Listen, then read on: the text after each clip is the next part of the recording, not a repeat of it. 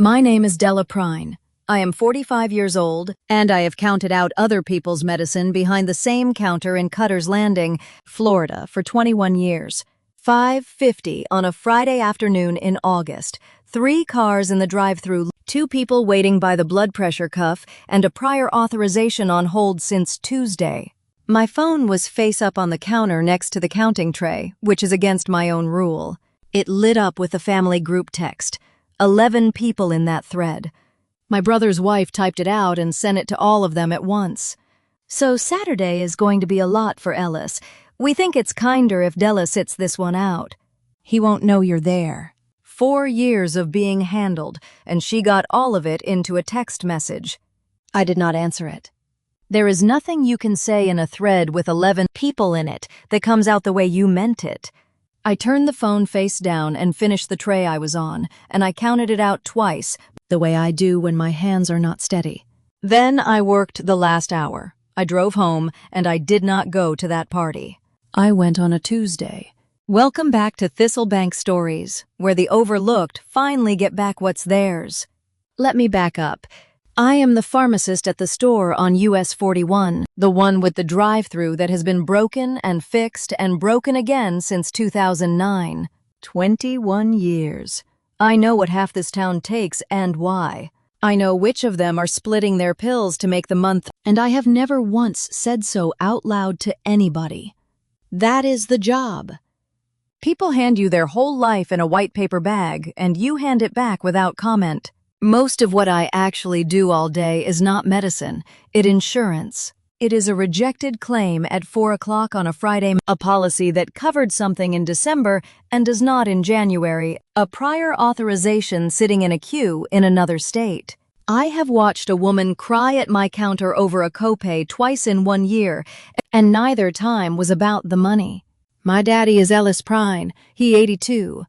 He ran a marine repair shop out on the point for 35 years, and there is not a boat in Colusa County he did not have his hands in at some point. He is the kind of man who fixes a thing instead of replacing it. His reading glasses have been taped at the left hinge since I was in high school, not the same pair. It is just that whatever pair he has, that is where they break, and that is what he does about it. My mother is Carolyn. She is 79, and she still lives in the house on Ridgeline Road with the hurricane shutters. Daddy hung himself in 1998. I have one brother. Boyd is 51. He was in Tampa for 20 years doing something with commercial flooring. When Daddy had the stroke 4 years ago in June, Boyd came back. I want to say clearly that at the time I was grateful. Somebody had to sit in an office and sign things, and I had a store to run. Boyd sat in that office and signed the power of attorney, and I told him thank you, and I meant it. Boyd's wife is Tammy. She is 48, and she is the most organized person I have ever met. Inside of a month, she had a binder. Daddy went into Cypress Landing Care Center that August. It is 26 minutes from my house. I have timed it more than once. 2 years ago in the fall, his prescriptions moved. Boyd told me the plan had changed, that everything was going mail order now, 90 days at a time, and that it would be simpler. I said, all right. I said it in the voice I use with a customer who has already decided. It stung more than it should have. 21 years, and my own father's medications were not going to come across my counter anymore. But plans do change, and mail order is cheaper, and I had a store to run. And I sent a card every Christmas and every birthday. I never got one back. After a while, I quit expecting one the way you quit expecting a lot of things. Before I go on, do me a favor and tell me in the comments what town this is finding you in. I like knowing who is in the room, because none of what happened next arrived all at once. It arrived the way water gets into a house. I want to give you one Tuesday first. Otherwise, the rest of it is just list. The first spring after the stroke, before any of the rules, I went out on a Tuesday in March with 2 coffees and a bag of the shortbread he likes. He was at the folding card table in the day room working a 400-piece puzzle with a woman named Josefina who did edges and nothing else and made no apology for it. Daddy did sky. He has always liked the part nobody wants. His speech was slow on the left. It still is. He would hunt for a word, maybe once a paragraph, and he would get it. If he did not get it, he went around it the way he would go around a bolt he could not reach. That day, he told me the Hendersons' boat was going to give them trouble because whoever repowered it had not thought about the stringers. He asked whether the drive-through was fixed. He said it in the tone he uses for a thing that has been broken for 15 years and is a personal insult to him. Then he pushed a piece of sky across the table at me and did not say anything else about it. I sat there and did sky with my father for 40 minutes. Josefina told me in the flat way of a woman who has decided a thing that my daddy was the only one at that table with any patience. Daddy said Josefina had never once been wrong about an edge. They had known each other 5 months. At 2 o'clock, an aide came through with the cart, and Daddy told her which of the two of them wanted what without being asked, and got it right. On my way out, he said, "Tell your mother about the stringers." He wanted me to carry a message home. That is a small thing. It is also the whole difference between a man in a chair and a man in a chair with something to do about it. That is the Tuesday. Hold on to it, because everything after this is that Tuesday going away, one adjustment at a time. The first one started about 8 months in, and it came in the shape of a kindness. Tammy set up what she called quiet hours. Cypress Landing has an activities calendar, and she had gone through the whole thing and worked out when Daddy did best. She sent it to me typed with a header on it. Mornings were bad, late afternoons were bad, Sundays were church, and then he was tired. What was left was Tuesday and Thursday 1 to 3. I want to be fair to her because I have turned this over for a long time. That is a reasonable thing to do. People with a parent in care do exactly that. I said thank you, and I moved my schedule at the store so I would have Tuesdays. By spring, it was 1 visit a week instead of 2, because 2 was a lot of stimulation. Then in July, Tammy called me on a Sunday night. She was gentle about it. She said the aides had noticed Daddy got agitated on Tuesday evenings, not always, but enough that they had mentioned it. She did not say stop coming. She never once said stop coming. She said, I just want you to have the information. So I ran an experiment on my own father, which is a thing I will be answering for. I stopped going for 3 weeks to see whether it helped. Nobody told me it helped. Nobody told me it did not. When I finally called to ask, Tammy said he'd had a good stretch, and she said it warmly, and I sat in my car in the store lot for a while after that call. Here is the part I need you to understand, because it is the whole mechanism. If you have ever been managed by somebody who is never once rude to you, then you know there is no moment to point at. There is no fight. There is a series of reasonable adjustments, each one smaller than an argument.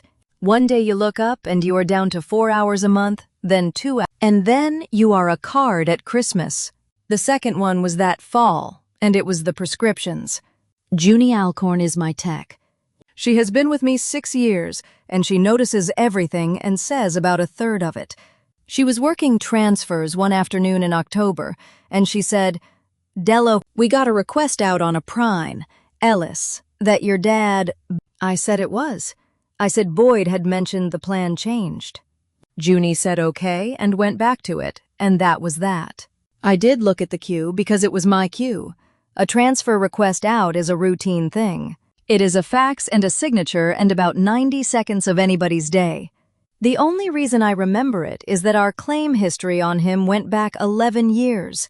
It was the longest one on that machine. 11 years of a man's insurance running across my counter, and it ended on a Tuesday in October with a fax.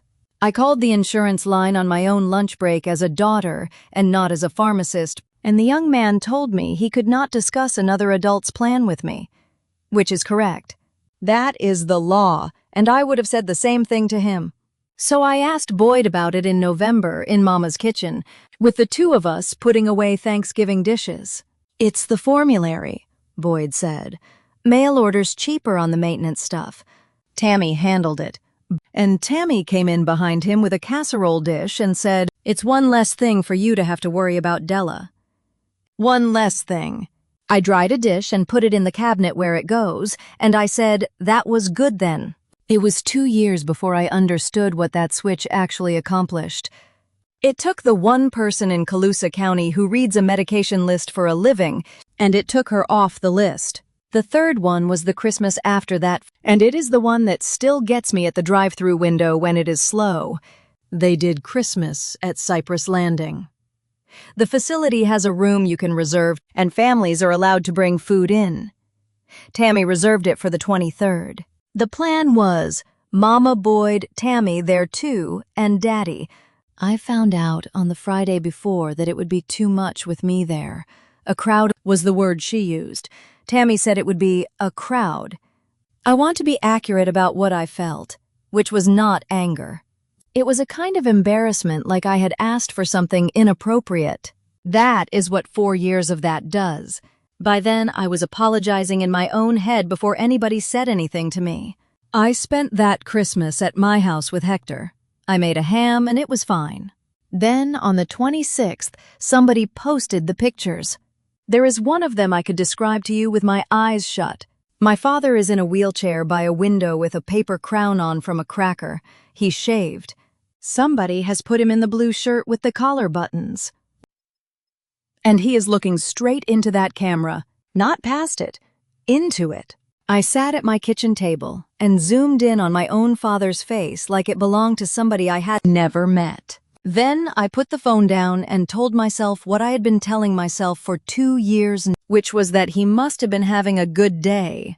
If you have ever explained something away because the other explanation was too big to carry on, then you already know what I did with that photograph. I made it a good day. I made it a good day for 8 months. The fourth one came this August, and it came as a group text. The anniversary was Mama and Daddy's 50th, September the 12th. Tammy had booked the clubhouse at Mama's community, the one with the folding partition. There was going to be a sheet cake from the public, and Reverend Alvin Poe was coming to say a blessing. And Cypress Landing had approved transport for Daddy. 2 hours. 2 hours. My father was going to be out of that building for 2 hours in a room with 50 people who had known him his whole life. Mama called me in the middle of August and asked me to handle the corsages because I am the one who was good at that. I ordered 4. One of them was a wrist corsage for Daddy's lapel that I had to explain twice to the girl at the flower counter. Then, on the 14th of August, 4 weeks out, my brother's wife typed it into the thread with all 11 of us in it. 10 minutes to 6 on a Friday, 3 cars in my drive-thru. So Saturday is going to be a lot for Ellis. We think it's kinder if Della sits this one out. He won't know you're there. Comment, I know, if somebody has ever done something unkind to you in the kindest possible words. I called Boyd on the Saturday morning. Not the group. Him. He picked up on the 4th ring, and there was a leaf blower going somewhere behind him. I said I wanted to hear it from him. Dell, it's not personal. Boyd said, you know how he gets. I said I did not know how he gets, actually. I said I had not been alone in a room with our father in 14 months, and that everything I knew about how he gets, I knew because Tammy typed it to me. There was a pause. The leaf blower stopped. Then Tammy was on the phone. I think she had been on it the whole time. And she said, the thing I have thought about more than anything else in the last year. Della, honey, we're the ones who see him. We're the ones who know. That is the entire argument. And the awful part is that it was true. They were the ones who saw him. They had made sure of it, one reasonable adjustment at a time. And now the seeing was the proof, and the proof was the reason. I said I hoped it was a nice party. Then I called my mother. I want to be careful here because my mother is 79 years old. She has been married to that man for 50 years, and she is not a villain in this. I asked her straight out whether she thought I should come. Carolyn Prine was quiet for a while. Then she said, honey, Boyd and Tammy have carried this. I think we let them decide. I said, all right, Mama. I have been over that phone call the way you go over a step you missed in the dark. She was not lying to me. She believed it. She had been told the same thing I had been told by the same two people for 4 years.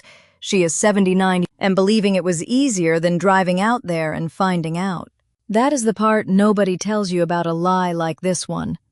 It does not need everybody to agree with it. It only needs everybody to be tired. So I said all right, and that was that. And the terrible part is how ordinary the next 3 weeks were. That is what I want on the record about rock bottom. It was not a scene. Nobody yelled at me. I went to work and filled prescriptions, and twice I caught myself telling a customer about the anniversary party as though I were going to it. The thread kept moving the whole time. Tammy posting the cake she had ordered. Somebody asking about parking. A cousin in Ocala working out whether she could get down. 11 people planning a day around a man, and me reading every message of it on my phone in the stockroom on my break and never once typing anything back. On the Saturday before the party, there was weather coming in off the Gulf, and I had the shutters half up on the west side. I was standing in my own kitchen with a dish towel in my hands, not doing anything with it. Hector found me like that. My husband is a patient man, and he does not push. He stood in the doorway a while, and then he said, "Della." And I said he wouldn't know I was there. I said it like it was a fact. I had been saying it like a fact for 4 years because it came from the people who see him. Because the alternative was that I had let somebody talk me out of my own father one Tuesday at a time. Hector said, "Who told you that?" That is all he said. He did not argue with me. He asked me one question and went back out to the garage and left me standing in a kitchen with a towel. Because the answer was Tammy. Every piece of what I knew about my father's mind came from a woman with a binder. I stood there long enough that the 4 o'clock storm came in and went back out again. Then I got a legal pad out of the drawer where the batteries are. I wrote down every single thing I actually knew about my father's condition, and beside each one I wrote down who had told me. There were 9 things on that list. He does not recognize people. He does not speak in sentences. He gets agitated in the evenings. He cannot follow a conversation. Visitors set him back. He does not remember a visit an hour after it happens. He would not know the difference. He is comfortable. He is past all that. 9 out of 9 came from Boyd or Tammy. Not one came from a doctor, a nurse, a letter, a chart, an insurance statement, or my father. I have built a case for a prior authorization on thinner evidence than that and had it thrown back at me. I did not go the next day and make a scene. I want to be plain about that because I know how these stories are supposed to go. I went on Tuesday, on my day off, by myself. Cypress Landing at 11 in the morning smells like coffee and bleach and faintly like a breakfast that ended 2 hours ago. There is a fish tank in the lobby and a whiteboard with the day's activities in 3 colors of marker. The young woman at the front desk was perfectly nice. She typed my name and then she stopped typing. "Prine," she said. "Ellis Prine." Okay, there's a note on the file. It says, "Visits by arrangement with Boyd Prine." There it was, in a computer where anybody could see it and nobody would ever question it. I asked whether I could see the note. She said she could not show me the file. Here is where a different woman does a different thing.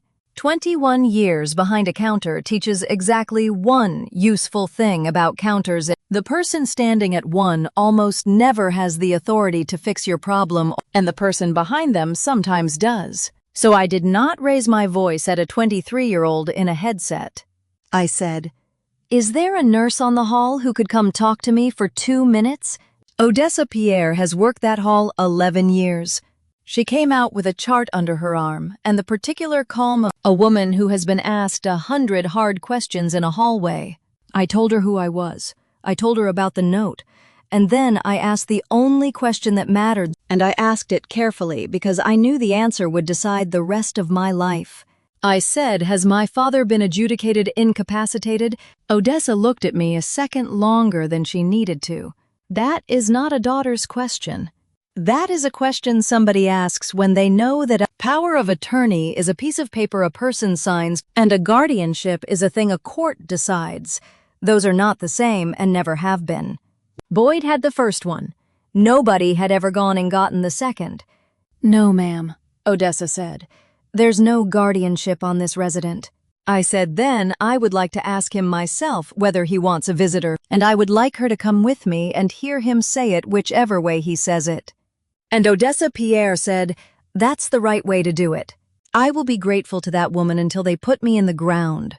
Room 214 is on the left at the end past the day room where the puzzle is. The door was open about a third. He was in the chair by the window and not the bed, with a blanket over his knees in August because they keep those buildings cold. The television was off. His glasses were folded on the tray table beside him, with a piece of white medical tape wound twice around the left hinge. A man who does not know where he is does not tape his own glasses. I got about 1.5 feet into that room, and my father said, "Della." Not a question. He said it the way he has said it since I was 4 years old, and he wanted me to come look at something in the shop. I do not remember crossing the room, and I do not remember sitting down. Odessa says I said, "Hey, Daddy," and I will take her word for it. We talked for 2 hours and 40 minutes. He knew Mama's shutters needed rehanging on the west side. He knew the Bucks had lost. He knew Josephina had passed in February, and that they had not put anybody in her chair. And about 40 minutes in, my father said, "The thing I am going to be carrying for the rest of my life." He said, "I figured you were busy with the store." He was not accusing me. That is what makes it unbearable. He had been told his daughter was busy. He had believed it, and he had sat in that chair for 4 years being gracious about it. Both ends. They ran it from both ends. Before I left, I asked him about his medicine because I am what I am. He pointed at the second drawer of the nightstand and told me to help myself. There were 4 orange bottles in that drawer, with the labels turned in toward the back, which is what people do when they are tired of looking at them. I sat on the end of my father's bed and read 4 labels. A blood pressure medication, a statin, a blood thinner which you would expect after a stroke, and a low-dose antidepressant that a great many people his age are on and that nobody thinks twice about. That is the whole list. There was not one thing in that drawer that a man with advanced dementia would be on. No cholinesterase inhibitor, no memantine, nothing for agitation, nothing for sundowning. Nothing anybody would have started in 4 years of a mind supposedly going out like a tide. I have read 10,000 medication lists in my life. A list says what a person is before the person does. And 2 years ago, somebody moved my father's list to mail order so it would stop coming across my counter. I drove home the long way. Let me say this to every one of you who has ever been the reasonable one, the one who did not want to make it harder on anybody. Being agreeable is not the same thing as being good. I had spent 4 years confusing the two, and it cost the wrong person. On the Thursday, I called an elder law attorney in Fort Myers named Naomi Kessler.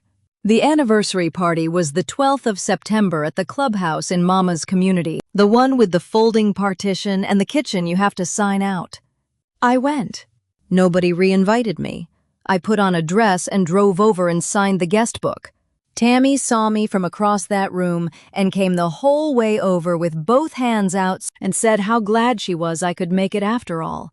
I said thank you. I got a plate. I sat with 2 of Daddy's old customers from the marine shop and let them tell me about a boat. I want to be honest about why I did not say anything. It was not a plan, and it was not dignity. It was that I had spent 4 years being told what my father could and could not handle, and I was not about to walk in there and start deciding it for him, too. At 3:20, the van from Cypress Landing pulled in under the portico. I know what that van looks like. So did Tammy. I watched her turn around, because nobody at that party had ordered it. The 2-hour transport had been approved back in July and then canceled on the 8th of September by Boyd, which I did not know that afternoon and which came out later. Randall Yu is the activities director at Cypress Landing. He is about 30, and he wears a lanyard with 100 pins on it. He came through those doors, pushing my father in the good chair, the one with the headrest. My daddy had on the blue shirt with the collar buttons. There was a wrist corsage on his lap, still in its little plastic box, because somebody had ordered 4, and he had not worked out yet who to give it to. Ellis Prine had put in the request himself. On the 25th of August, which was the Tuesday after my Tuesday. He signed the form, Randall countersigned it as staff, and the $40 came off his own resident account. He is a competent adult in a licensed facility in the state of Florida. Nobody had to approve one thing. Reverend Poe was in the middle of the blessing, and he simply stopped, the way you do. 50-some people in a room with a folding partition, and every one of them turned around. Mama got up. She is 79, and she got out of that chair faster than I have seen her move in 10 years. She went across the floor to her husband and put both hands on his face. And my father looked past her and found me at the second table and said, "There she is. He won't know you're there." 4 weeks earlier, in a thread with 11 people in it, in the kindest possible words. Freeze that room for me a second, because this is the part I want seen properly. Nobody produced a document. There was no lawyer, no recording, no folder full of statements. There was an 82-year-old man in a chair with a corsage on his lap who had gotten himself to his own anniversary. And there was a woman by the cake table who had spent 4 years explaining to everybody that he would not know the difference. He did not accuse her of anything either. That is what I did not expect. What my father did was give a toast. Randall got him a microphone he did not need. He thanked everybody for coming. He said 50 years was a long time, and he would do it again. He told the one about the water pump that everybody in that room has heard, and it landed, and people laughed. And then he said, "I want to say one thing about daughter." He got the word daughter on the second try. He waited for it, and the room waited with him. "They told me she was busy," Ellis said. "And I believe they told her something too." That is all he said about it. He handed the microphone back to Randall. You could hear the ice machine in that kitchen. Then Randall Yu, who I will also be grateful to for the rest of my life, told me quietly that there was a box out in the van and that Mr. Prine had asked him to bring it. It was a shoebox with a rubber band around it. 22 cards. Christmas birthday for 4 years. Everyone addressed in my father's own hand, which slants downhill now, and did not used to. Everyone sealed. Everyone handed to Boyd to put in the mail, because there is no mailbox on a locked hall and a resident asks somebody. Randall did not know that. He had helped Daddy with the addresses twice and assumed they had gone out. I did not open one of them at that party. I sat at my parents' 50th anniversary with a shoebox on my knees and did not open a single one. And I would like it on the record that Tammy left before the cake. Here is what came of it, and I will give it in order. Naomi Kessler is an elder law attorney, and she spent the first 20 minutes of my appointment explaining patiently the difference between the 3 things I had been treating as one thing. A power of attorney is a document a competent adult signs and a competent adult can tear up. A guardianship is a court taking a person's rights away. A conservatorship is a court handing somebody else the money. Boyd had the first one. Nobody had ever asked a judge for the other 2. Daddy revoked the power of attorney on the 24th of September in Naomi's office in Fort Myers in front of a notary. It followed a capacity evaluation that took 90 minutes, and he passed it, the way you pass a road test you've been driving 60 years. Boyd had filed a guardianship petition in July. He withdrew it in October, 2 weeks before the hearing. Naomi says that is what people do when they have read the evaluation. Adult Protective Services opened a case in October. The audit took until February. I have never watched anybody work the way that accountant worked. She pulled 4 years of statements on every account with my father's name on it and the resident trust account at Cypress Landing and the automatic draft that pays the $265 a month the facility bills. Across 4 years, $71,500 had come off my father's accounts that had nothing to do with that draft and nothing to do with him. A truck, a boat trailer, 11 months of somebody's storage unit, and a great deal of it in amounts small enough that no single statement would have made anybody look twice, which is the part that tells you it was a habit and not an emergency. In Florida, exploitation of an elderly person is a felony. The state attorney's office had the file for 5 months. In the end, Boyd signed a repayment agreement and a consent judgment and was not charged. I have made my peace with that mostly. Some Tuesdays I have not. The note came off the file at the front desk in one afternoon. Odessa did it herself. And Mama moved to Cypress Landing in January, into an apartment on the assisted side 2 halls over from Daddy. That was her own idea, and nobody talked her into it. She told me on the phone that she had wasted a year. I told her not to do that arithmetic, and then I hung up and did it myself for about an hour. I go on Tuesdays. Not because Tammy's schedule said Tuesdays, because Tuesday is my day off, and always was, and because I got into the habit before anybody managed me into it.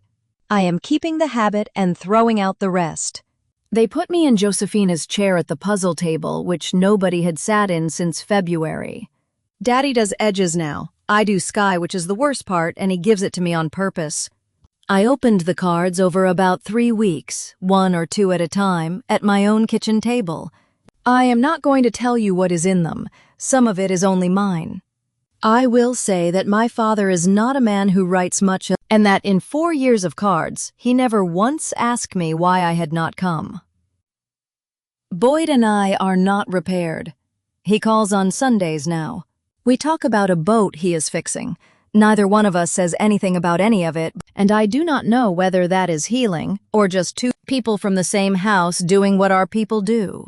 If you have ever wondered whether it is worth driving out there when everybody you trust has told you not to bother, I do not have a tidy answer for you. I lost 4 years by being agreeable, and nobody is giving those back. But I count things for a living, so here is the count. 4 years is 208 Tuesdays. I missed most of them. I have quit doing the arithmetic on that because there is nothing at the bottom of that column but a number. What I have is the next one. If this one found you somewhere in the middle of your own long story, come sit a while. There are more of them here, and I would like to know what town you are listening from.